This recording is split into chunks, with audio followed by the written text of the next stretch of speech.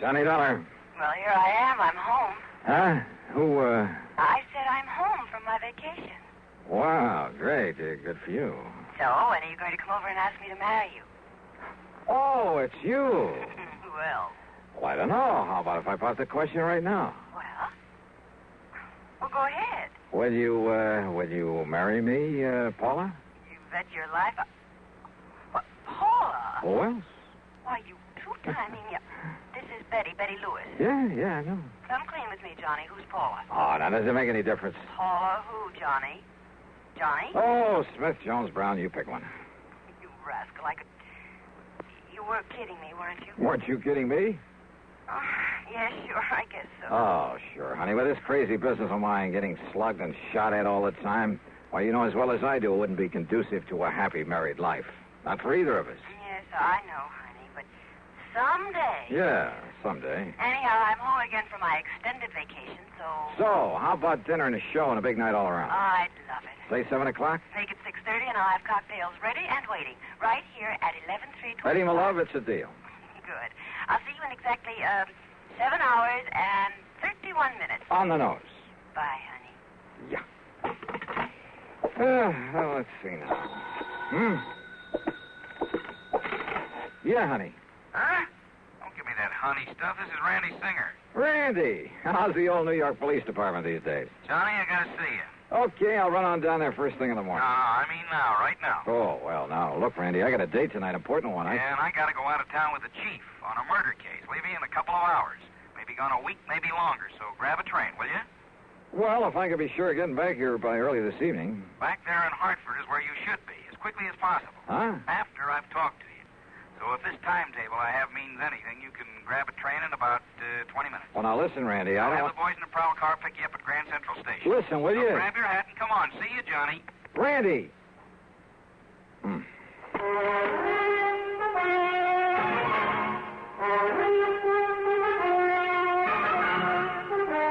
CBS Radio brings you Bob Bailey in the exciting adventures of the man with the action-packed expense account, America's fabulous freelance insurance investigator. Yours truly, Johnny Dollar.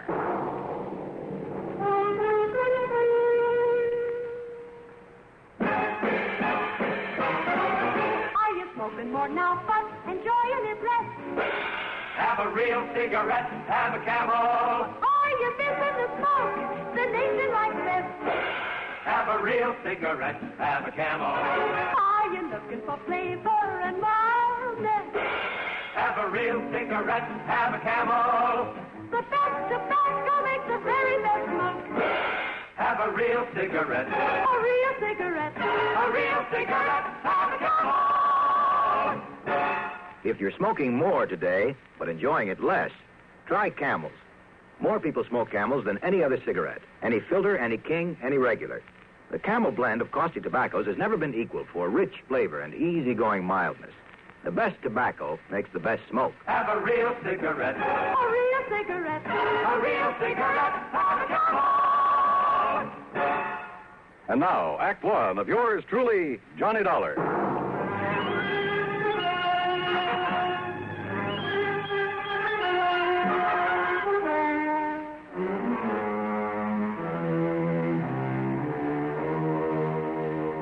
Expense account submitted by Special Investigator Johnny Dollar. To the Universal Adjustment Bureau, Hartford, Connecticut. Attention, Mr. Pat McCracken. Following is an account of expenses incurred during my investigation of the double identity matter. Pat, you have an assignment to this case, but it does concern some of the insurance companies that Universal Adjustment Bureau services. And if there's any question about reimbursing me for whatever charges I may run up, well, read on. Expense account item 1, $4.95, taxi to the station and a train down to New York. As promised, Lieutenant Randy Singer had a prowl car waiting for me at Grand Central, and a few minutes later I barged into his office in the Homicide Division of the 18th Precinct. Okay, Conroy, okay. Just go tell the chief I'll be ready to leave by the time he is. Now, go ahead. Yes, sir, Lieutenant. Sit down, Johnny. Glad you can make it. All right, tell me one thing, Randy. Is this an insurance matter? It sure is, or rather, they are. They? Maybe you weren't called in on them, but, brother, you should have been. Here, look here. Fall 1956. John R.V. Brownfield. Lived in a small apartment over on the east side, but the old boy had a lot of money. So what happened? Somebody knock him off? His death was pronounced a suicide, overdose of sleeping pills. Yeah, happens all the time. Does it? The insurance company that paid off was Eastern Casualty and Trust. Oh? How much? $41,000. Beneficiary? His wife. He'd only been married to her a couple of months. And after she collected, well, she just sort of dropped out of sight. Ask me, a lot of those companies of yours pay off too fast. Now, what do you mean by that? Listen, September 1957. Franklin P. Ogborn died the same way. Insurance paid to his widow was $30,000. Tri-Mutual Insurance Company. Well, now, Randy, the mere fact that he also died from an overdose... Listen, will you? August 1958. Peter William Gerhardt. Same thing. His widow collected $50,000. Are you trying to say you don't think they were suicides, Randy? I'd bet my bottom dollar on it. Why? Now, here's the last one, middle of last month. William Earl Chadwick. $25,000 to the widow. I said, why? Johnny, in every case, the marriage was only a few weeks old. A good-looking young girl and a wealthy old man. Also, circumstances of death were exactly the same. Exactly.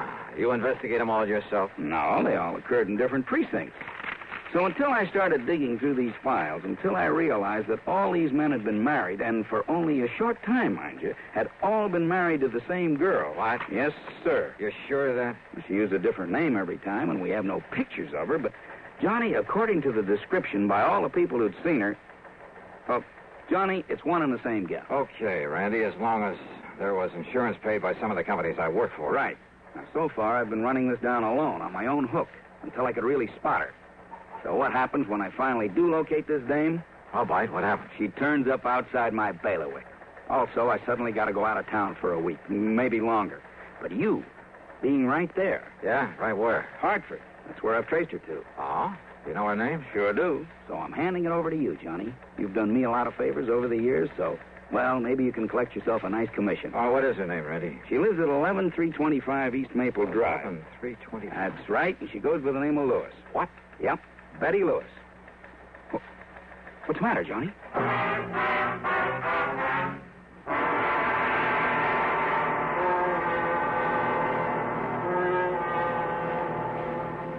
Act two of yours truly, Johnny Dollar, in a moment. Are you looking for a career with a lot of bright job opportunities and a chance to be someone? Then by all means, look into professional nursing.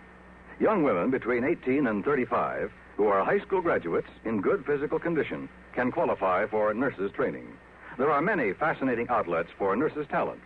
They can work in hospitals, private homes, doctors' offices, in research, industry, or the armed forces. There's a great need for women to teach nursing, too. Women under 50 are also needed as practical nurses. Practical nurses require less training than professional nurses. They assist in hospitals and perform countless valuable services in private practice. This message is also addressed to men, because there's an increasing number of men going into both professional and practical nursing. So, find out if you can qualify for a nurse's career. Inquire at your nearest hospital or inquire at your nearest school of nursing.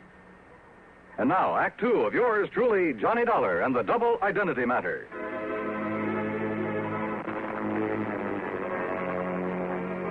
I went over the files on the so-called suicides word for word. I read and reread the descriptions of the widows. They all were the same.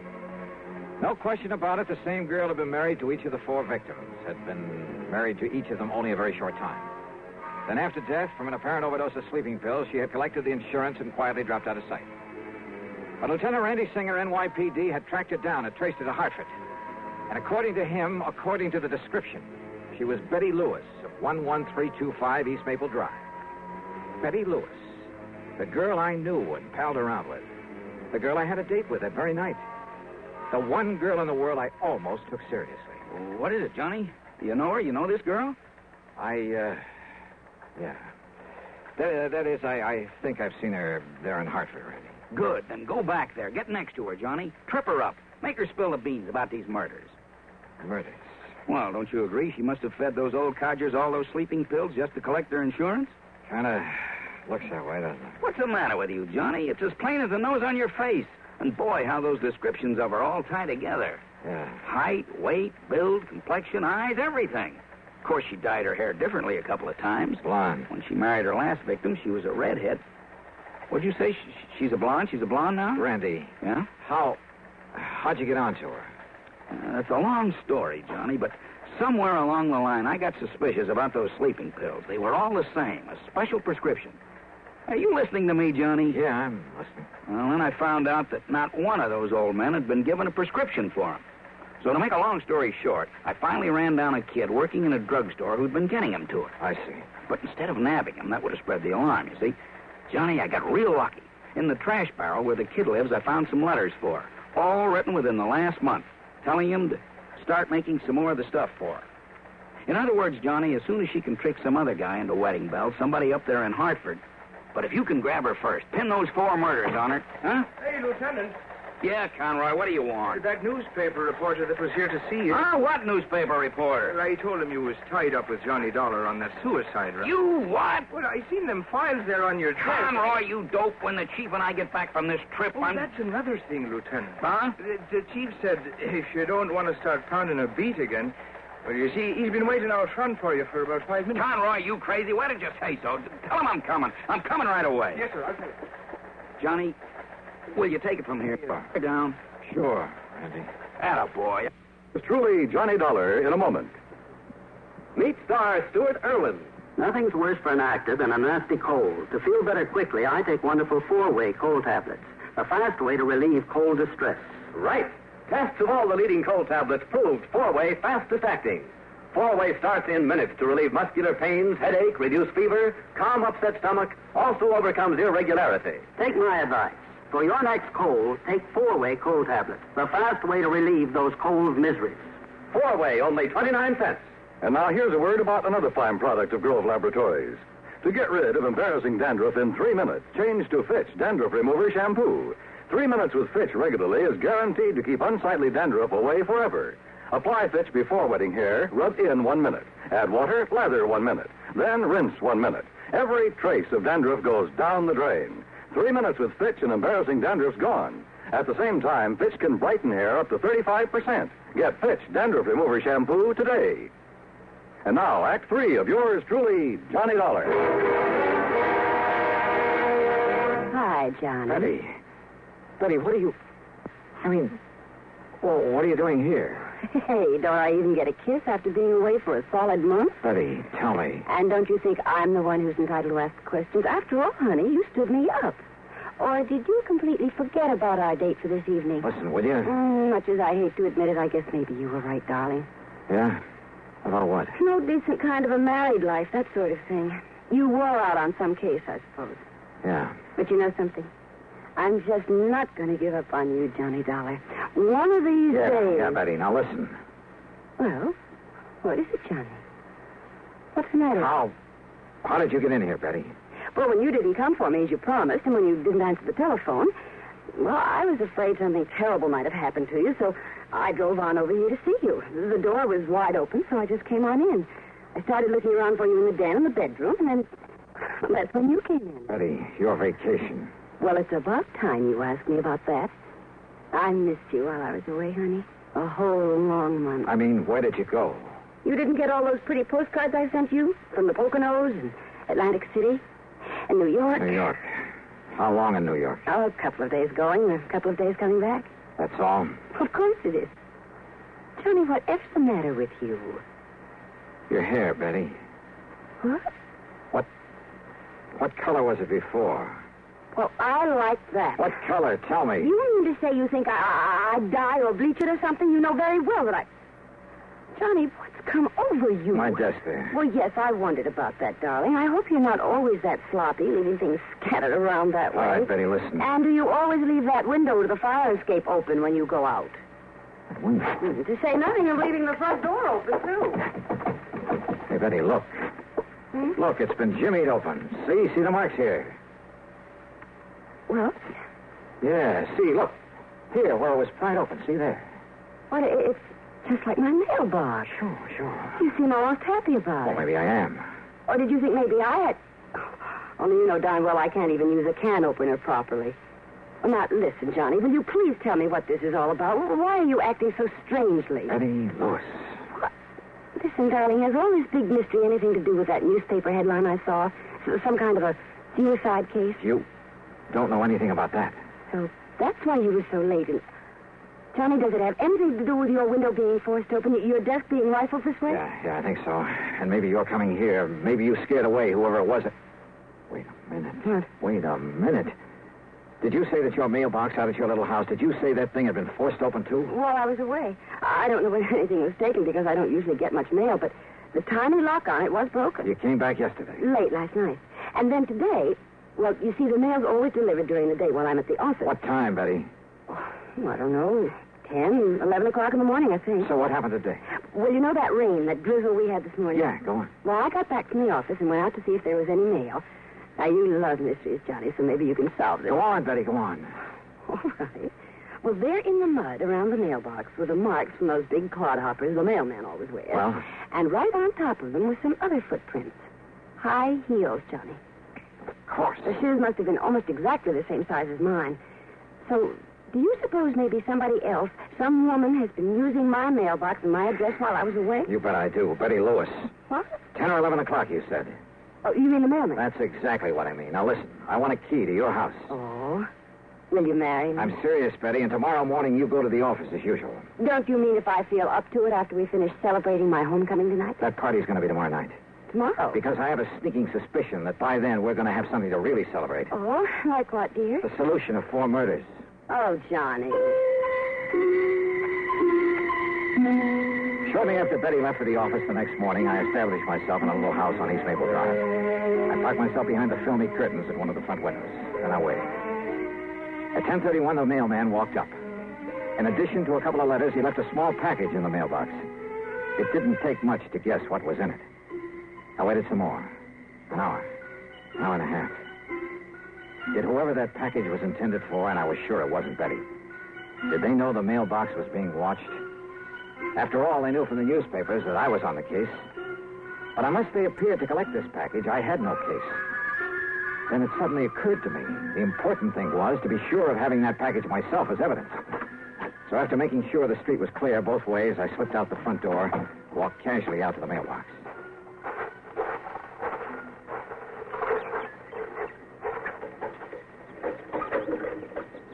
Uh-huh. Miss Betty Lewis, 11/3/20. Huh? Just a minute there, you. Yes? What do you think you're doing poking around my mailbox that way? By golly, you do look like her. What are you talking about? The real Betty Lewis. Well, I'm Betty Lewis. Now, if you don't mind, that package you just took out of the mailbox. Sorry, miss, whatever your name is, but I need it as part of the evidence. Evidence? Yeah. That'll pin the murders of 4 husbands on you. Johnny Doe. That's right. All right. Give me that package. Oh, put that thing down, I'll lady. pull the trigger, Johnny, if you don't give me that package. Give it to me. Okay. Whatever you say. You dirty... Maybe you're a lousy shot. No, you're hurting me. Oh. Okay, now back in your car. Now, listen. Johnny, listen. Get in. Listen, Johnny, I'll make a deal with you. And you're driving, lady. Right straight to police headquarters.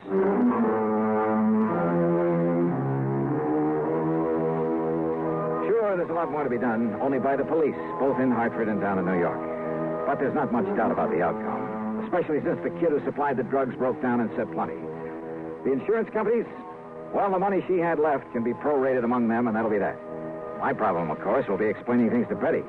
But you know something? That may have its pleasant aspects, too. So expense account total, well, call it $20. Provided there's also a fee on this one. Yours truly, Johnny Dollar.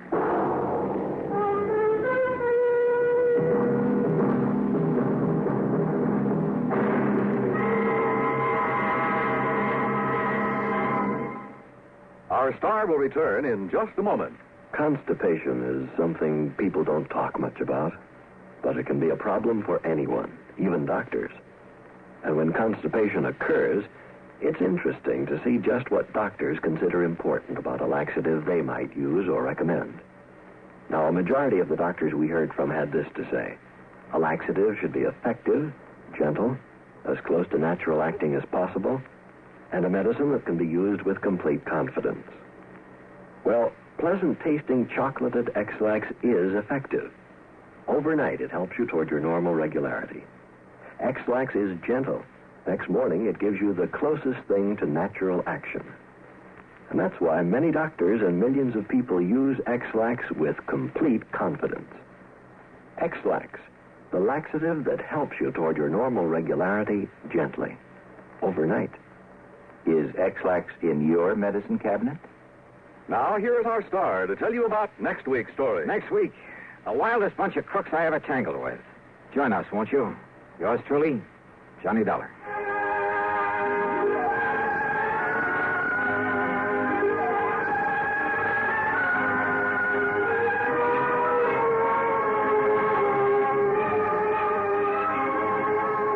Yours truly, Johnny Dollar, starring Bob Bailey, originates in Hollywood and is written, produced, and directed by Jack Johnstone.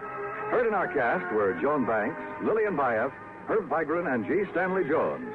Be sure to join us next week, same time and station, for another exciting story of yours truly, Johnny Dollar.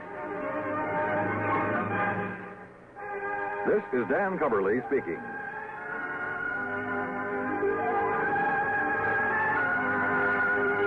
Fate stacks the cards against a jittery gamble in Suspense. Next from the CBS Radio Network.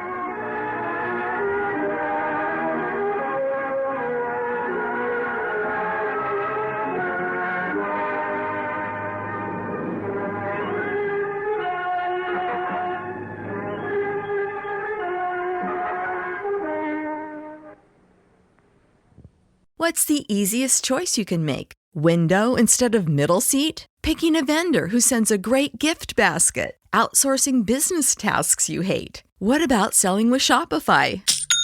Whether you're selling a little or a lot, Shopify helps you do your thing, however you cha-ching. Shopify is the global commerce platform that helps you sell at every stage of your business. From the launch your online shop stage to the first real-life store stage, all the way to the did we just hit 1 million orders stage. Shopify's there to help you grow. Whether you're selling scented soap or offering outdoor outfits, Shopify helps you sell. Wherever and whatever you're selling, Shopify's got you covered. Sign up for a $1 per month trial period at shopify.com/try. Go to shopify.com/try now to grow your business, no matter what stage you're in. Shopify.com/try.